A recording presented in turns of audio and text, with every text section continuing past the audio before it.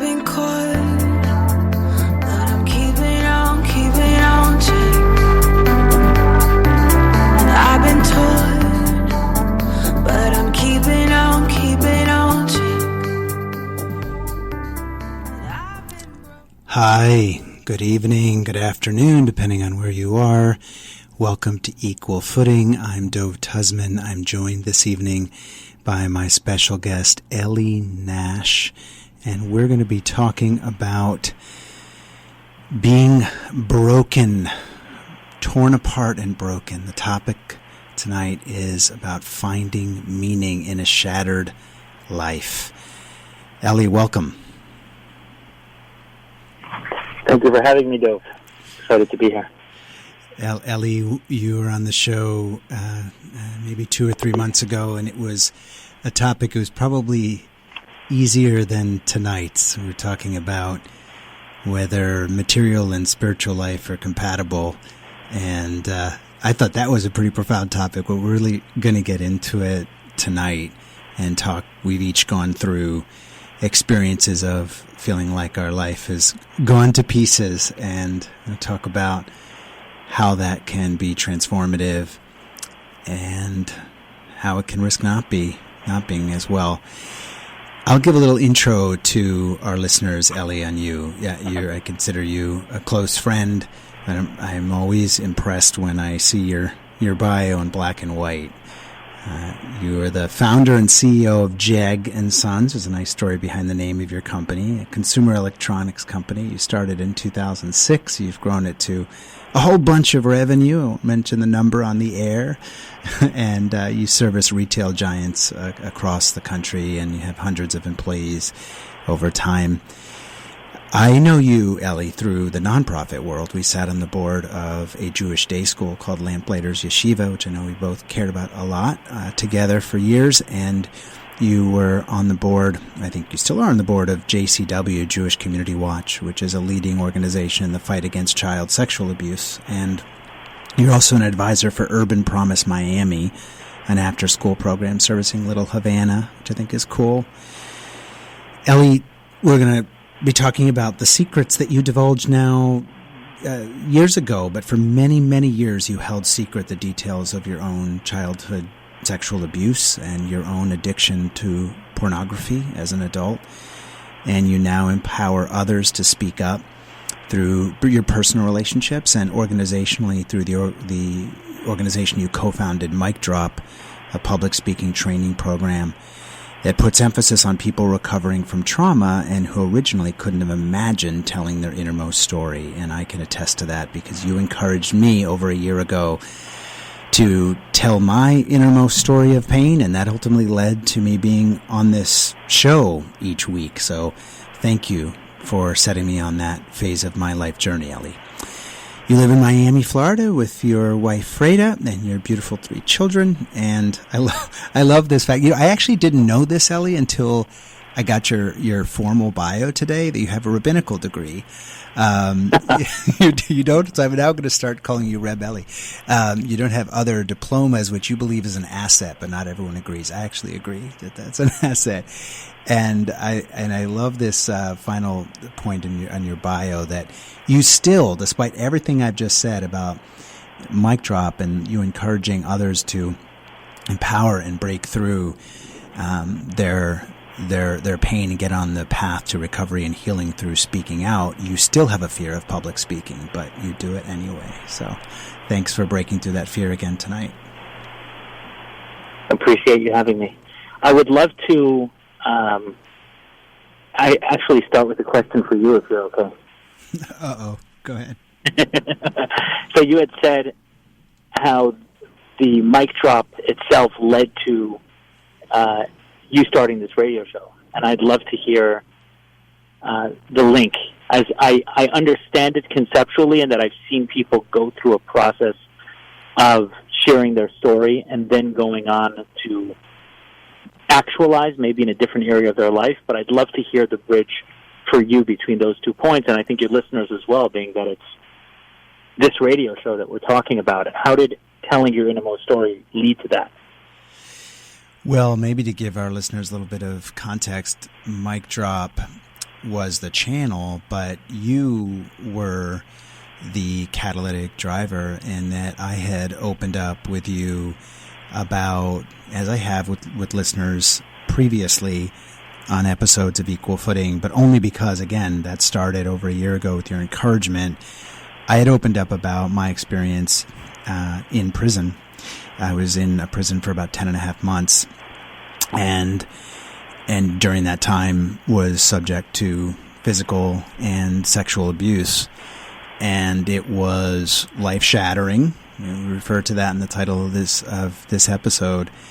And I had enormous, almost like a huge knot of pain and shame and confusion and self-loathing and anger at God, and a whole series of things were wrapped up in a ball, and the best way for me to describe it is like an inner knot, and it was wrapped up in anger about even the legal case itself, and my protestation of my innocence and my feeling of why was this happening, at all sorts of levels to it.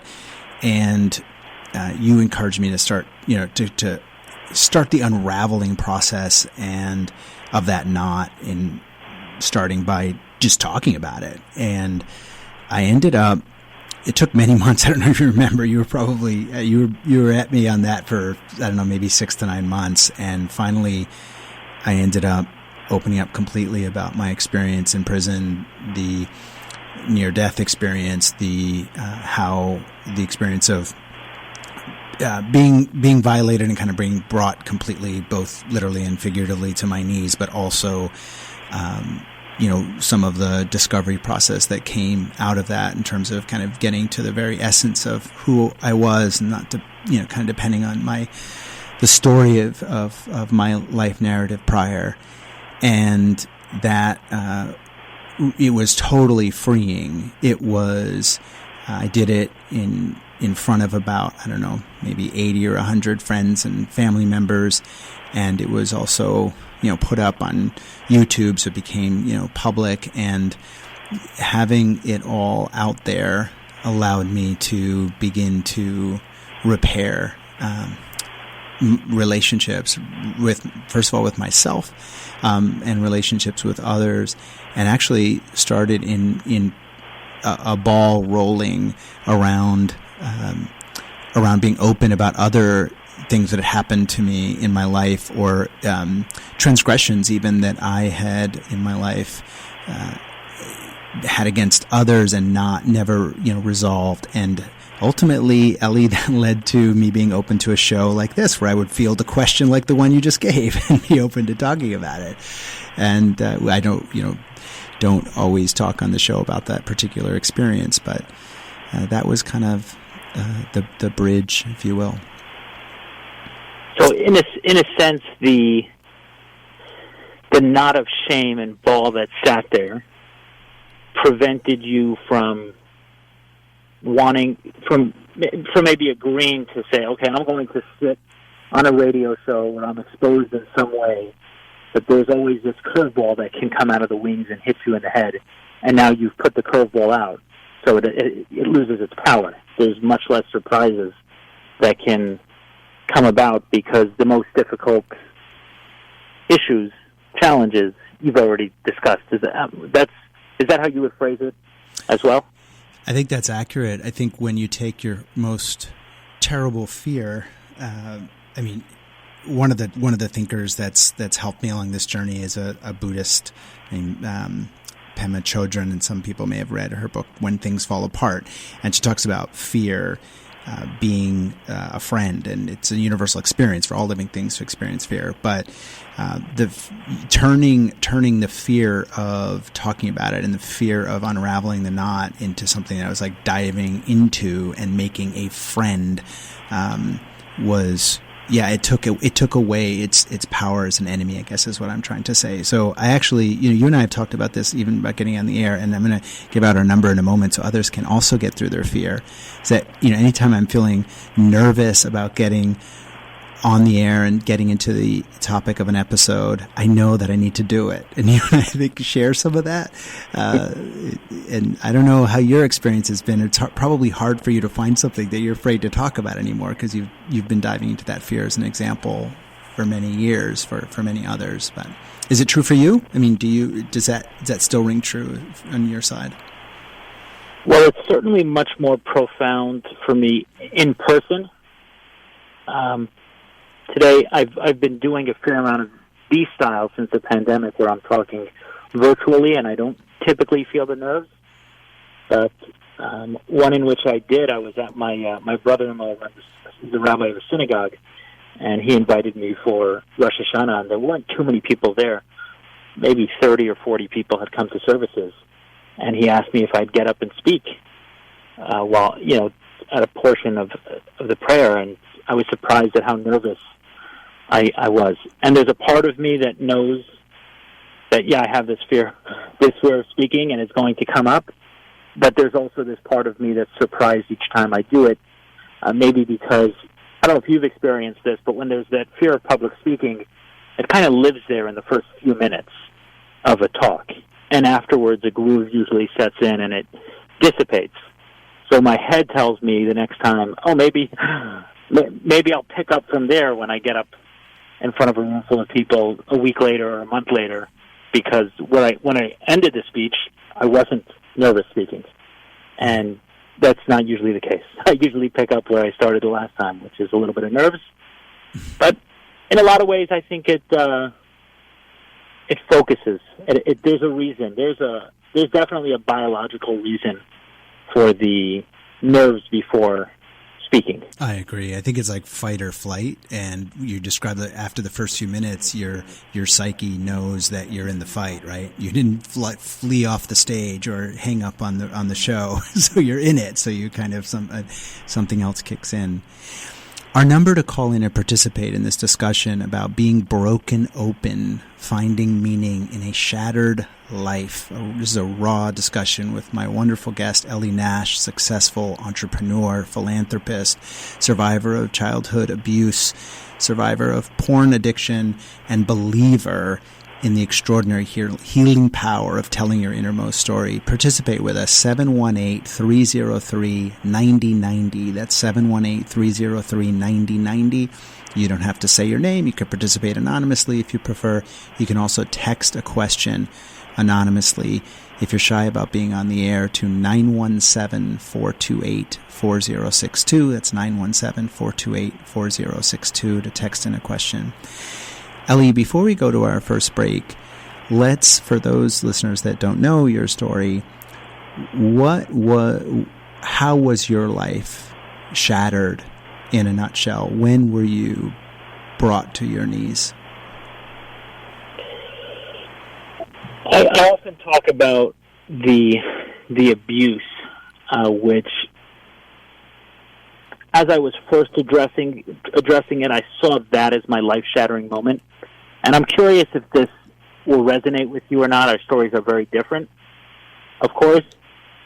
When I first looked at my story, I saw the life-shattering moment as the abuse itself.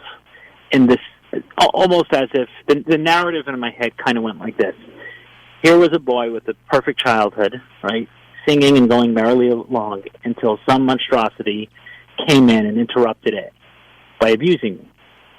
And when I never dug into the narrative, that lie, that falsity was able to exist. But as I dug into the narrative, it's unclear why that boy goes back repeatedly. It's unclear why that boy doesn't tell mom or dad. Right. It's unclear why that boy doesn't fight back or ask for help or do any of the things that we should do biologically when a threat presents itself, which is A, assert oneself against the threat, B, fight back against the threat. One is, hey, stop doing what you're doing.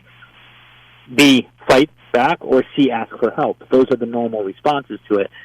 And when I teased it apart more and more, I saw that this was one of many factors going on at the time. But it's soul-crushing. Sexual abuse is soul-crushing. For those who've experienced it, it leaves one with a feeling of shame that a few other things do. What I mean by that is, abuse destroys people. I don't know that if a child was beat up one time and there wasn't just like a missing limb or something that left an actual physical mark that left itself for 20, 30 years, that much would happen to them. They'd be okay. There wouldn't be a major trauma from being beat up one time. But if someone is raped one time, that's all it takes. It can affect someone in a very real and deep way. And that shame sat with me for years and years and years, not wanting to go there, not wanting it to be brought up, not wanting to get too close to people for fear that the secret would be found out about me. And finally, in my mid-20s, about 10 years ago, I went into therapy for business-related issues, ironically, and all of this came gushing forward. And the falling apart, I look at it in two ways, was in the childhood, but then again when I started addressing it as an adult. Like, both of those were crushing.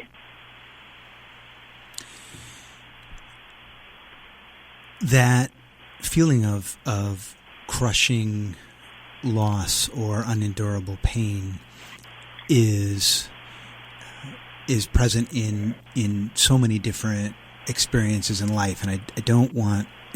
Both Ellie and I have lived through sexual abuse under extremely different circumstances and extremely different points in life. However, I think we haven't got into the other areas as well where our life has felt shattered at times. So I want to encourage listeners to connect also to other areas that are sometimes not, I think, talked about enough when it comes to dealing with trauma and opening up about your innermost story. Divorce can be incredibly traumatic. Heartbreak is traumatic. Loss of loved ones. So many people have gone through that in this period of the pandemic. Going through the experience of terminal illness with a loved one, where there's a drawn out process of anger, reconciliation, grieving, acceptance, etc. These are all also aspects of being shattered and part of our journey, as Joseph Campbell would call our hero's journey. And we'll talk about that a little bit after the break. We'll be right back with Equal Footing. I'm here with my guest, Ellie Nash, successful entrepreneur, philanthropist, and believer in the healing power of telling your innermost story. We'll be right back.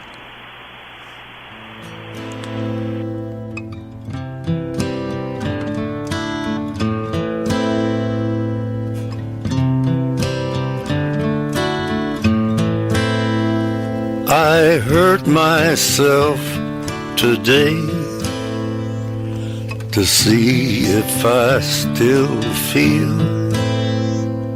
I focus. Equal Footing with Dove Tusman is sponsored by MDCS Dermatology, your experts in skincare. With 2 Manhattan locations and 4 offices in Long Island, including Plainview and Commack, the dermatologists and skincare surgeons at MDCS are proud to be affiliated with the Albert Einstein College of Medicine and New York Presbyterian Hospital. So schedule your next skin exam in one of MDCS's convenient New York area locations. To make an appointment, go to www.mdcs.live or call 212-661-DERM. That's 212-661-3376. You could even schedule a virtual video visit with MDCS's board-certified dermatologists from the comfort and safety of your own home. So go to www.mdcs.live or call 212-661-3376. And don't forget to mention Equal Footing for 15% off all cosmetic procedures. I've been caught, but I'm keeping on check. And I've been taught, but I'm keeping on. Hi, you're back on Equal Footing. I'm Dove Tusman. I'm here with my guest, Ellie Nash. We're talking about being broken open, finding meaning in a shattered life. Ellie, I saw a text come in when we were on that short break, and you ready for this? The person basically says, I need to understand more of what's happened.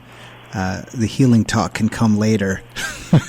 So I know in recovery there's and this is, I'm talking about addiction here, there's a concept of hitting bottom.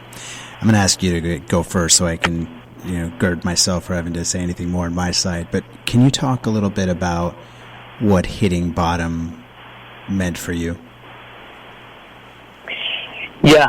I actually thought about that when we started the questioner's question about starting at the end, but I actually think it's important sometimes to plant a seed of possibility of what is possible for someone who's gone through unbearable pain. And I think, in many ways, when I look at your story, what's inspiring to me is that I don't know how I would have handled things had I encountered them as an adult the way you did, right? So I experienced things as a child. Although addiction, there obviously was an element, and hitting bottom, an addiction.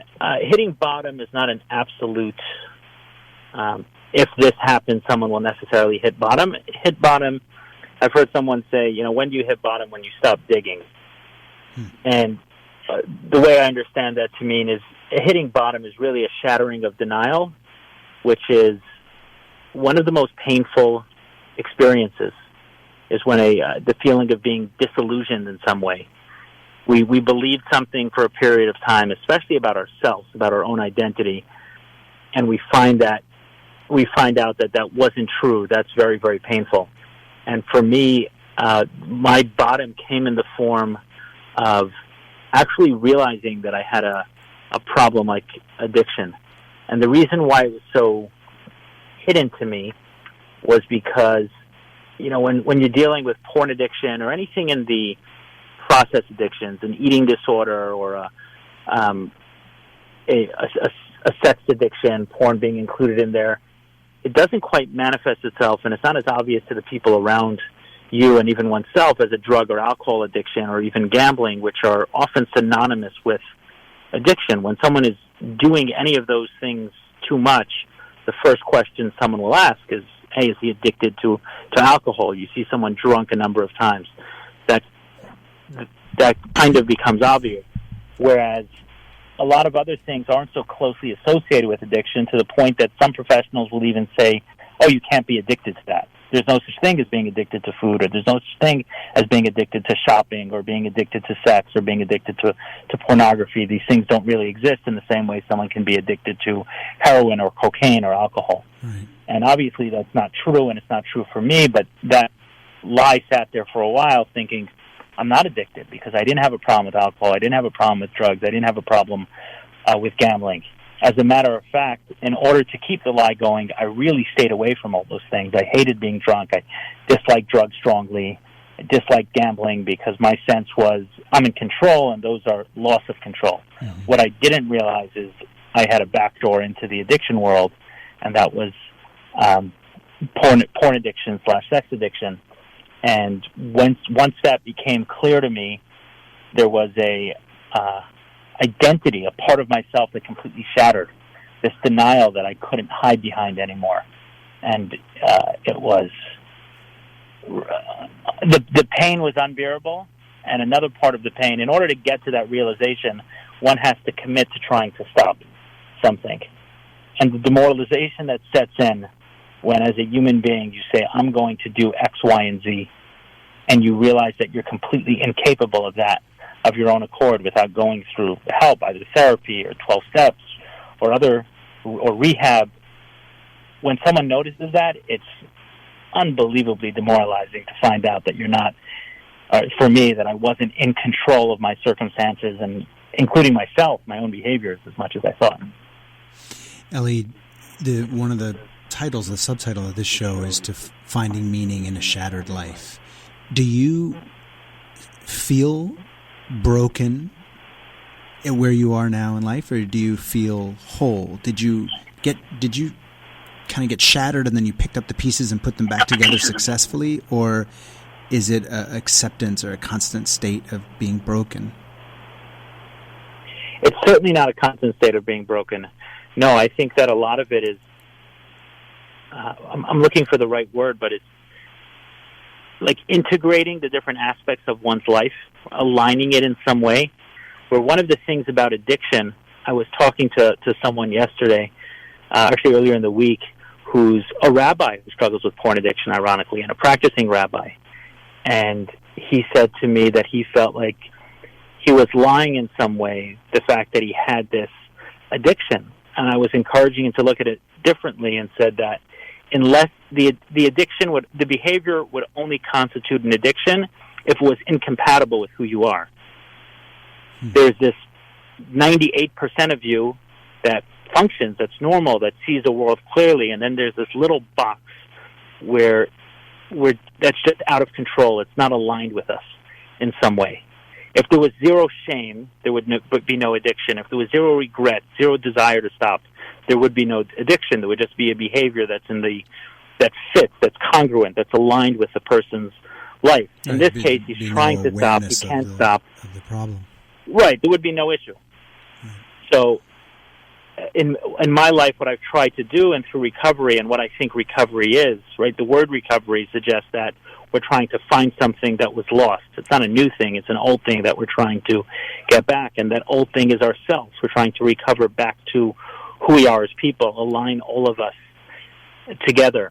And one of the reasons why I spoke about porn addiction specifically is because when there's a feeling of shame around any parts of us, either our story or who we are, there's this knot, like you described, that forces us to hide the rest of ourselves, which is the same thing that happened with you with the radio show, right? Now you're doing a radio show because it would have been really tough to do that when you felt you had to hide a part of yourself.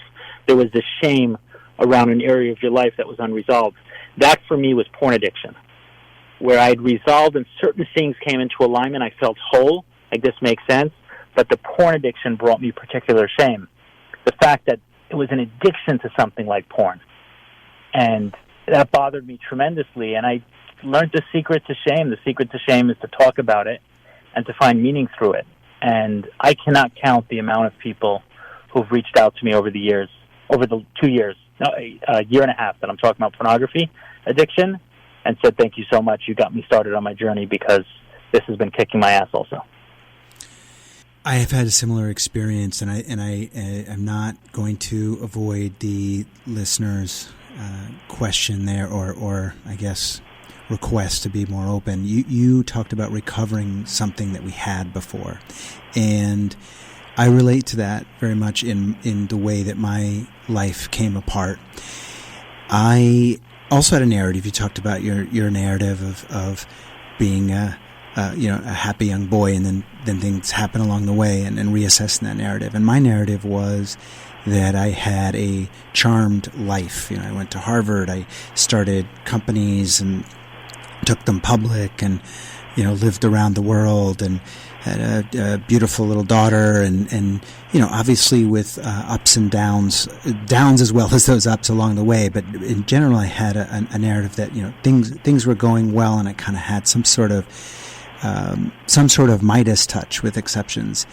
And then I was arrested in September 2015. Related to a public company a number of years prior, a software company, where I was accused of being involved in accounting issues at that company. And but the thing is, I was arrested when I was on a business trip overseas. And the long and the short of that is that I ended up in this weird limbo state where I was in quote-unquote administrative detention, but I was in really a prison in South America, several prisons, and everything all of a sudden came apart at once. Like, the narrative came apart. This was not something that was just a temporary down. My reputation was destroyed, and then the environment that I was in was something that I never, even could conceive of. It was packed into the third world prison with, dirt floors in one of them, and another one had running water 20 minutes a day. Just constant battle for survival, literally survival, day to day. And it was, I had a cellmate that was an addict as well, and was incredibly dangerous. He was an assassin who was accused of 18 or 19 murders or something. It was just almost like out of a movie, but a horror movie where you're a character. And so the recovery for me has not been, and I wonder if this is true for you, Ellie. It's not been some illusion of recovering some sort of pristine innocence or recovering my reputation so that I'm now seen as like a successful entrepreneur, as opposed to, that guy who was in prison and who was raped in prison. But it's just kind of been a process of recovery of feeling day to day like I got my shit together. Like I can actually receive love. I can be in healthy relationships. I don't have to be in fear of kind of being discovered in terms of my past and things that have gone through. It's been like I want to make sure that folks that are listening and can relate to their life being shattered don't confuse what we're saying, or at least what I'm saying is that recovery is everything being fine again. Like that's why I asked you a question about whether you're still broken. I still feel broken, but I feel like there's some sort, like the sutures themselves of the pieces being put back together form a mosaic that I'm okay with now, that I can okay talking about in the radio with. I'm okay with talking about someone that I would want to be intimate with in my life, emotionally or physically, that I can talk about it. It doesn't mean that the fracture lines aren't there. I am a broken vessel, but I put myself back together, and I'm okay exposing the places where those pieces have been put back together. I don't know if that makes sense to you, Ellie, or to the folks that are listening and want to participate. Yeah, it's an interesting, the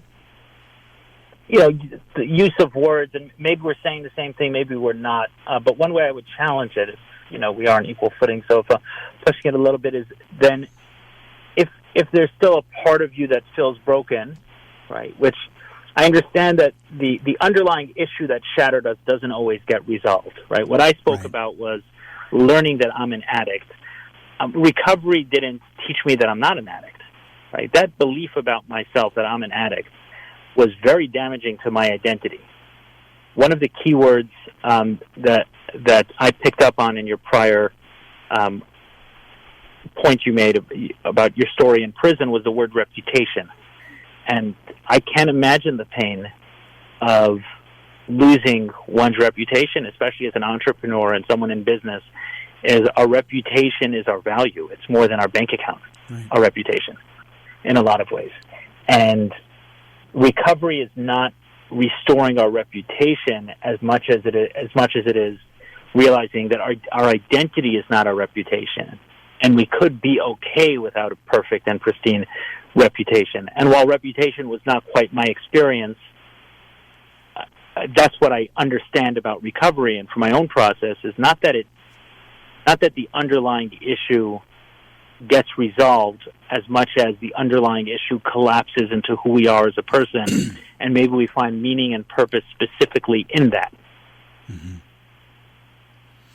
Yeah, it's an ongoing narrative. I think there's the illusion of that you're going to kind of hit the reset button and go back to another narrative. No, we have gone through to give credit where credit is due. The name of the show, Broken Open, Finding Meaning in a Shattered Life. Broken Open comes from a book by Elizabeth Lesser, who was a co-founder of Omega Institute, and talks about the phoenix process, about like going to ashes, basically dying, hitting bottom in recovery language, and then the phoenix rising. But the phoenix rising is not what existed before whatever died before went to ashes. The phoenix doesn't die and then reemerge as a phoenix. Something else dies, and the phoenix is what reemerges. And so the phoenix process, as Elizabeth Lesser talks about, I'm really a fan of that book, so we use that in the title of the show.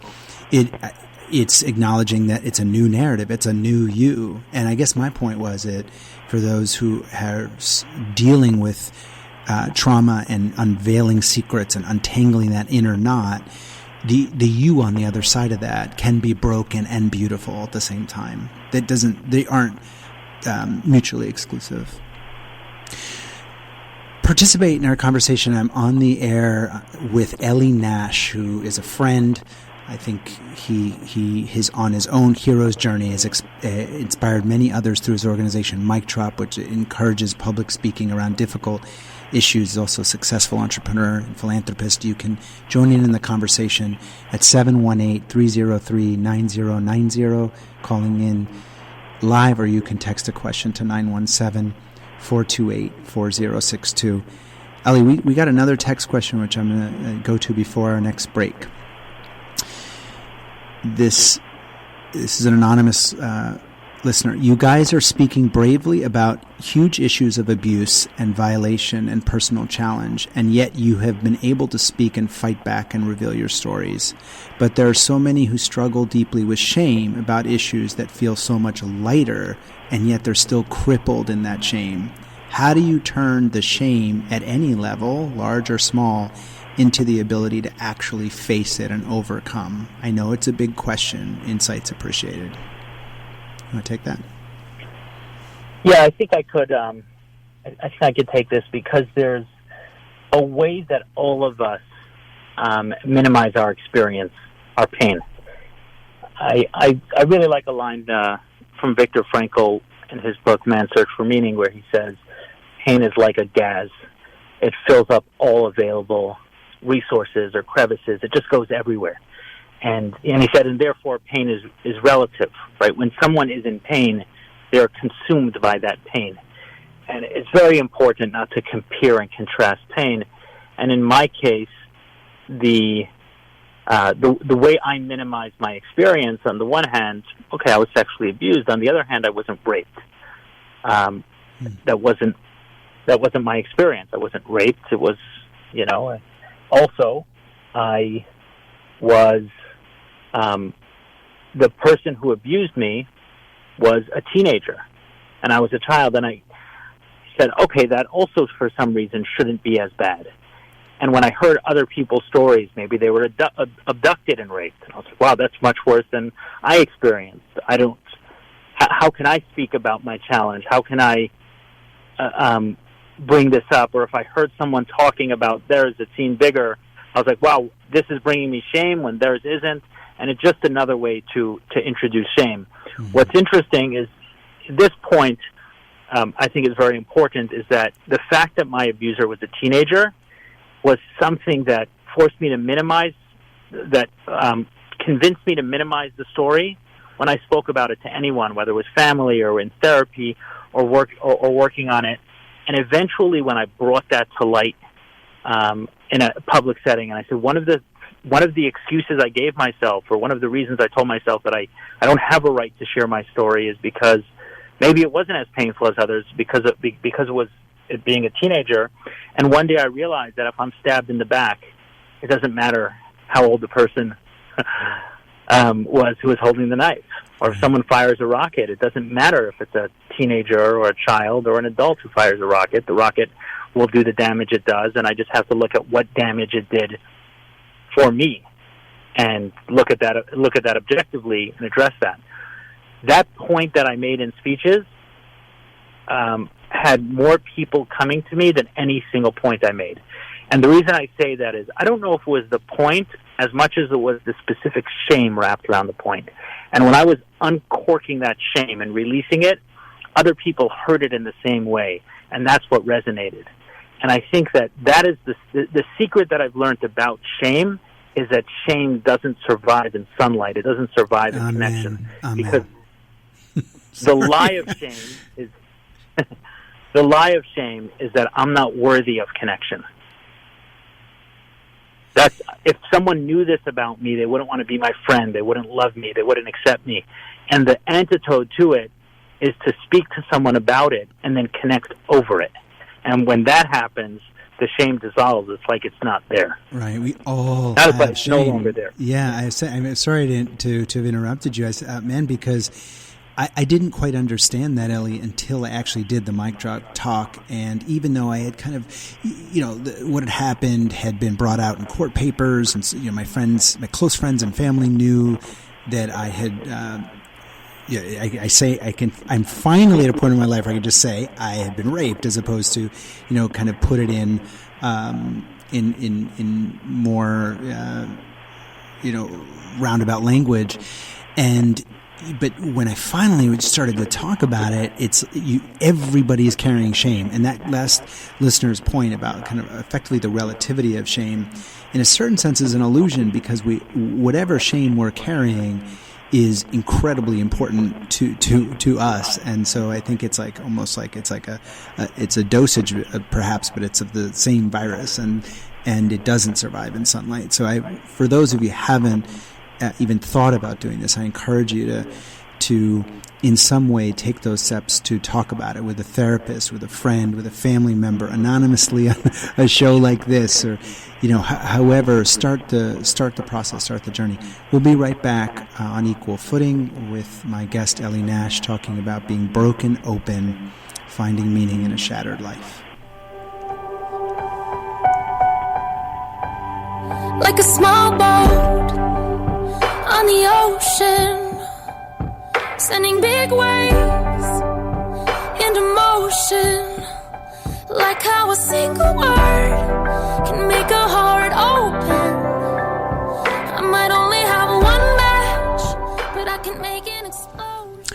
Tonight's program of Equal Footing is brought to you by Mechanical Arts Capital. Mechanical Art Capital offers financing to watch collectors and watch dealers from anywhere in the world. Unlock the cash value of your watch collection or inventory through Mechanical Art Capital's guaranteed buyback contracts. For more information, call 833-209-0972. Again, that's 833-209-0972. Operators are standing by. Mechanical Arts Capital funds are wired to you quickly and discreetly in 2 business days or less. Your timepieces are stored in a secure location in Manhattan, New York, and you can have your watches back when you are ready. Safe and simple. Contact Mechanical Art Capital at 833-209-0972. I've been caught, but I'm keeping on to. And I've been torn, but I'm keeping on. You're back on Equal Footing. I'm Dove Tusman. I'm here with my guest Ellie Nash. We're talking about being broken open, finding meaning in a shattered life. Ellie, before we left for the break, we were talking about kind of the relativity of shame, the fact that shame cannot live in sunlight when you open up about it. I'm going to tackle something around this area of your life coming apart and the journey of accepting and opening up around our trauma and our challenges. I don't know if it's devil's advocacy or it's something that bothers me that I do think sometimes, and it's this concept, I guess, of do we need to actually have enormous pain or challenges in our life to actually live a full life? So Joseph Campbell, who was a great philosopher and kind of talked about the importance of myth in our collective consciousness and our individual journey, talked about the hero's journey, this call to adventure, that we actually have to be faced with an enormous challenge in life, that if we succeed, our life is transformed, and if we fail to face the challenge, our life is not. Even Nietzsche, the philosopher, talked about the fact that you need to embrace your own evil in order to grow. And this strain of thought goes back thousands of years, that we're like called to a challenge, that we're, the old God doesn't give you more than you can handle. And there's a part of me that jives with that, because that calling out to that type of logic is what helped me survive what I've gone through in my life. But then there's a part of me that wants to call bullshit on it and say, like, well, what? I mean, there are plenty of people that go through life without that level of challenge. So why? And I apologize, by the way, for the echo. I'm not sure what's going on from a audio perspective here. I can hear it on my side. But what is? Do you agree, Ellie? I mean, is this hero's journey, as Joseph Campbell says it, which already gives a positive spin to it, necessary to live a full life? I'll tell you what, there's a part of me that's torn on this point, but I can tell you one thing I found through Mic Drop from hearing a lot of different stories is that people's realizations come in different ways, and sometimes it's not as profound as some of the stories, as deep or as painful or as obviously painful as some of what we've been talking about. And, you gave an early example when you talked about pain, which I liked and think fits well with this, and that's heartbreak, which someone falls in love and something goes wrong in that. That's not, you wouldn't put that in the same category as someone being arrested and raped. But it could be transformational, and that may be Joseph Campbell hero's journey moment when someone goes through heartbreak or loss. These are the everyday parts of life that we're all going to experience if we're living. And I would like to think that it doesn't take these this kind of pain. I mean, just as someone with a few children, I would not want to believe that in order for them to be self-actualized, they would have to go through this level of pain, though. Yeah, right. We never would wish this on our children. So what has been, in your experience with Mic Drop, and you feel free to give a plug on that because I think it would probably be a growthful opportunity for many of our listeners. How do you assess whether it is healthy? Is it always healthy for someone to tell their innermost story of pain, or do you kind of turn people away sometimes? But by the time you get on the stage, you want to have a fair amount of the shame resolved. And when we're talking about it in the earlier segment, I was thinking that someone could be mishearing what we're saying. And it's not recommending that if someone has shame, they speak publicly or even to the first person that's there. What we want to do is go to someone who has an almost guarantee that they will not respond with shame to it. And I'll tell you an example that comes to mind. How often do we hear that some anti-gay activist is a closeted gay man? Right. Right? This is just the Hitler was a Jew argument. Let's use that one. A version of that. There's just There's this. What's happening there is it's almost classic, right? Someone is passionately, vehemently anti-gay, and then we find out. I actually just read an article yesterday about someone, I think it was in New Zealand, who was trying to pass all sorts of anti-gay legislation and was caught in a home with group sex, 25 other men or something, and was busted, and he was there. And how many times have we seen stories like that? So what's happening there is someone has their own unresolved shame around this issue, and they're projecting it onto the whole world. So if someone was struggling with that specific issue, it would be not a good idea to speak to someone else. Like, that would be the worst person to talk to, right? The anti-gay activist, if someone's trying to work through shame on this particular issue. And the opposite of that would be someone who's come to the other side of that, and we know that they've come to the other side of that. And that's a subtle invitation that I make by giving a TED Talk on porn addiction to many people, is that, hey, I am someone who's resolved my shame around porn addiction, so if you want to start with me, feel free to. And start with me doesn't necessarily mean a phone conversation. Sometimes it's an anonymous Instagram message or an anonymous Facebook message where someone will create an account specifically for the purpose of messaging me. But what they're guaranteed, a virtual guarantee, is that I'll respond in a way that doesn't have shame. And that's what I'll always encourage someone, is whatever their area of shame is, if you Google that, if you research it, you're going to find someone who's had that issue, who's addressed it. Alcohol addiction, grief, loss, rape, imprisonment, and then send them a message. They don't have to be someone you know, and they usually will understand the pain and shame around it, and that can be the first step.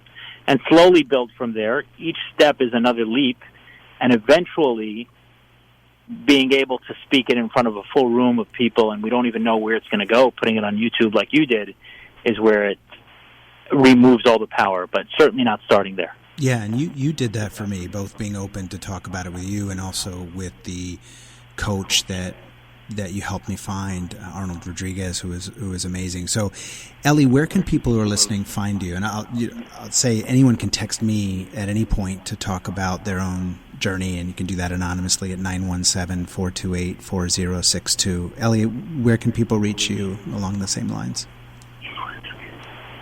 The most common is Instagram. That's where I'll get most messages. My Instagram handle is my full name, Eliyahu, Eliyahu.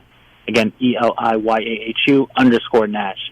And I'll get messages from people all the time that have seen my talk or have encountered me in some other way, like a talk like this, and want to say something. And it won't usually turn into a long conversation, but a few messages back and forth should hopefully release something, and maybe I'll have a specific answer to a question they have around a specific struggle. Yeah, and we'll put that in the show notes as well.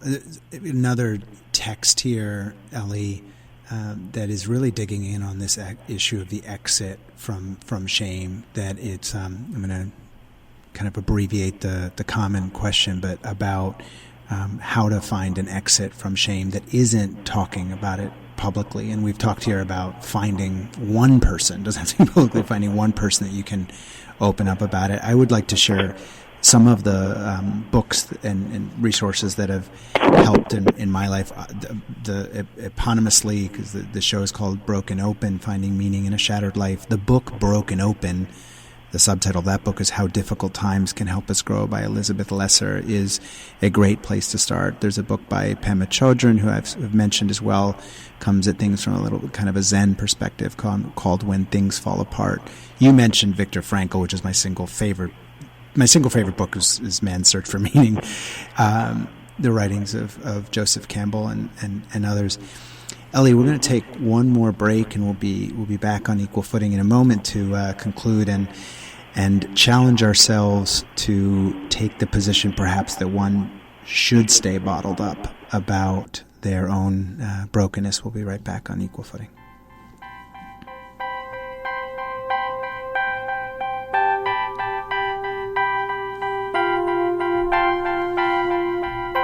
How about getting off of these antibiotics?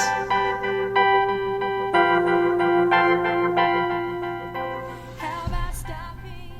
Are you a small or medium-sized business owner who wants to provide a low-cost, effective health benefit for your employees, or a school administrator who wants to ensure all of your students have the proper vaccines? Maybe you're just a parent trying to keep your family's medical records up to date.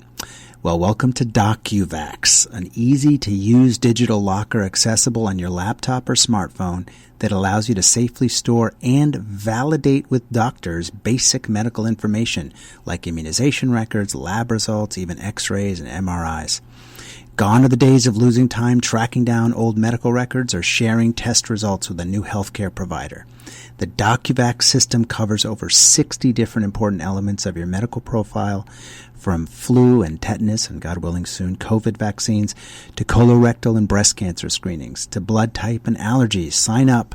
Go to www.docuvax.com or call 833-859-1933. That's 833-859-1933. I've been caught, but I'm keeping on to. I've been torn, but I'm keeping on to. All right, you're back on Equal Footing. I'm Dov Tuzman. We're here with Ellie Nash, successful entrepreneur, philanthropist, survivor of childhood sexual abuse, porn addiction as an adult, and a believer that telling your innermost story has tremendous healing power. Ellie, I have been struggling on this show to challenge you with something that you haven't addressed openly before, because you have been an example to many in opening up completely about your most difficult points in your life journey. And as you said, shame can't survive sunlight. So bravo to that. If you took the other side, and I know you have confronted and dealt with points of view along the way with JCW and with Mic Drop, where people probably have said that you have encouraged dialogues that shouldn't be taking place, or have encouraged disclosures that shouldn't be taking place. But if you were to genuinely take the other side, how would you argue that the better path with our deepest pain, our darkest moments, our deepest shame is to kind of keep it compartmentalized, like almost, put it away and hope that it would pass. Is there a legitimate argument to taking that approach? The legitimacy to the argument that I see and is that none of this is without risk. What happens with shame is it's like any fear, right? It's protecting us in some way. So it's protecting us from what it believes is the possibility of a much worse outcome. I don't cross the street because I have a fear of crossing the street because the much worse outcome is that I get hit by a car. In the case of shame, there is a fear, right? There are many people, and we see it almost as a social currency today more than any other, is shame. And public shaming is especially in the last 10 or 15 years, the way we're comfortable destroying someone in an internet or social media way, because the individual isn't in front of us, it's dangerous. And there are certainly risks associated with this. So from a public standpoint, absolutely. And I can tell you that almost every time I stretch myself, there are elements of regret that sit in for a little while. And the most recent main one, because I do this in small ways all the time, but the most recent main one was speaking about doing a TED Talk called Escaping Porn Addiction, and 2 months later I see that it got released on the internet. And my first thought is that my son, who was only 1 year old, my oldest child, only 1 year old at the time, that when he's in high school, he's going to be bullied mercilessly over this. Right. And there was this, like, oh shit, what did I do feeling that came over me. Hopefully this is a radio show where I can say that word. And when that came over me, stayed with me for a couple of days until the first person reached out and said, thank you so much for telling talk, and this is how it helped me. I've been stuck for a while, and I decided I'm going to live without porn, and that's when it started to loosen it. The other part of it is that I said, my goal now is that I'm able to change the conversation around porn, and now I have a date. The date is when my child is old enough, probably middle school, that his classmates can start, bringing this up to him. Hey, your dad does what? Your dad spoke about what? Ha, ha, ha. Well, hopefully between now and then I can change that. 30 years ago, something similar would have been said about alcohol addiction, and that wouldn't be the case today. Right. So hopefully I can be a part of making that change. So my point is that this is not without risk. So certainly from a public setting. I do believe strongly that one person in the world should know everything about us. Not one person should know everything about us. Everything about us should be known by at least one person. Right. There could be hundreds of people combined, and between them they know everything, but we need to be able to speak. And that I could not make that argument. I couldn't take a position that a part of us should not be shared with another human being. I would disagree with that. And there's also risk in not speaking, in the sense that you can spend your life kind of climbing up the wrong path. My favorite Joseph Campbell quote is that the real crisis is not that you'll have a loss of life or loss of self, but it's what happens when you climb to the top of the ladder and discover it's against the wrong wall. So it's like, if you're scaled, you spend your whole life trying to deal with one issue. If you don't open up about it, that happened in my journey. I went, level to level to level, and got deeper and deeper. Ellie, thank you for joining us on this episode of Equal Footing. I appreciate you, your openness, and your encouraging others to be open and grow. Thank you. Thanks again for having me. Have a great night, everybody. God bless. Broken down and tired of living life on the merry-go-round, and you can't find a fighter, but I see it in you, so we gon' walk it out. Move mountains, we gon' walk talk it out and